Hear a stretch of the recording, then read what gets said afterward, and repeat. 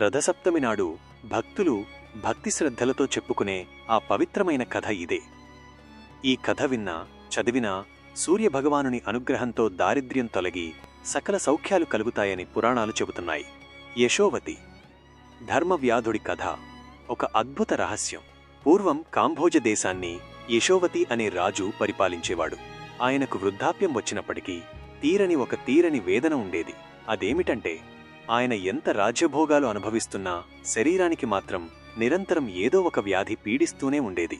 ఎంతోమంది వైద్యులు చికిత్స చేసినా ఫలితం లేకపోయింది. చివరకు రాజు ఒక మహాజ్ఞాని అయిన ధర్మవ్యాధుడు అనే మునిని ఆశ్రయించి, మునివర్యా, నేను ఈ జన్మలో ఏ తప్పు చేయలేదు, మరి నాకీ అనారోగ్య బాధలు ఎందుకు అని ప్రశ్నించాడు.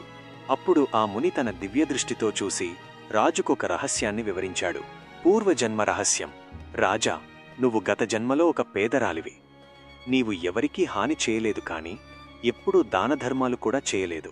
ఒకసారి రథసప్తమి పర్వదినం నాడు ఒక పుణ్యాత్ముడు సూర్యభగవానుణ్ణి పూజిస్తూ ఉంటే నువ్వు దగ్గరుండి ఆ పూజను చూశావు.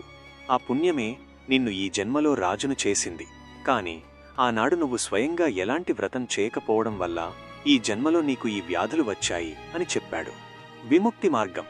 ఆ మునిరాజుకు ఒక పరిష్కారం చెప్పాడు.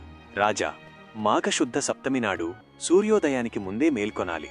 7 జిల్లేడు ఆకులను శిరస్సుపై 1, 2 భుజాలపై, 2 మోకాళ్లపై, 2 పాదాలపై ఉంచుకుని స్నానం చేయాలి. సూర్యుడికి ఎదురుగా నిలబడి అర్ఘ్యం వదిలి సూర్యరశ్మి శరీరానికి తగిలేలా ఆరాధించాలి.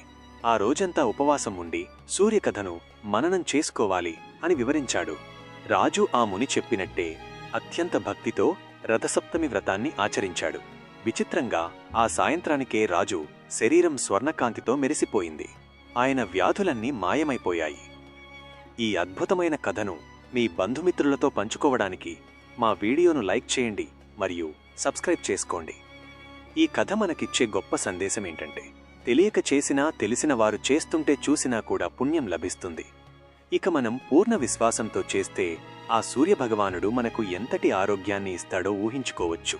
ప్రతిరోజూ మనం ఒక దివ్యనామాన్ని నేర్చుకుని దానివల్ల కలిగే ప్రయోజనాన్ని పొందుదాం. నేటి దివ్యనామం ఓం ఆదిత్యాయ నమః.